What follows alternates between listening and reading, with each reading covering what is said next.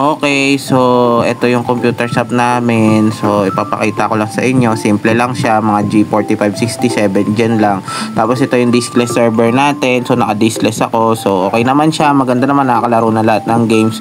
Meron akong laminating machine na mura lang, at saka yung importante dito yung paper cutter. Meron akong scan, tapos meron akong printer, at saka ito yung timer PC ko. Slim type lang na PC pero maganda yan.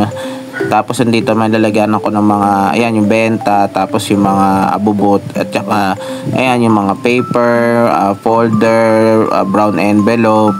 So nandiyan naka-store yun.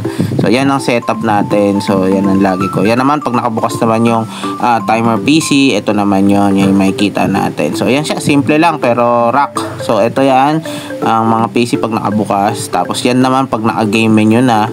O diba, maganda naman siya.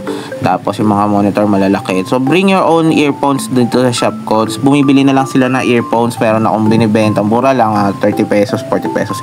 Ito yung server ko, naka-diskless siya. So gumagawa ako ng mga computer shop, at saka nagdi-diskless ako. So pag papasetup kayo, tawagin nyo lang ako.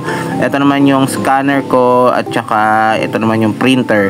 So yung isa kasi print and scan, kaso nasira na yung print So dito na ako nagpe-print. Ayan naman, dito ako nag-xerox tsaka scan, photocopy. Tapos meron na rin paper tray na. Then diretso na yan dyan pag nag-print. So meron, papakita ko rin kung paano gawin yun.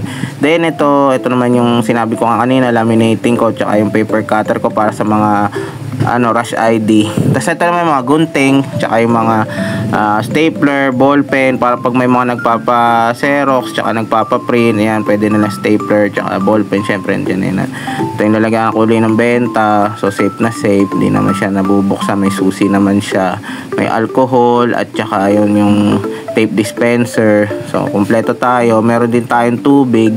Ayan, dyan sila iinom yung mga players natin, mga customer natin na naglalaro. Then may mga paskil na ako, pag mapapaprint dyan kayo maglalagay. So ayan din, photocopy tsaka ID. Thank you.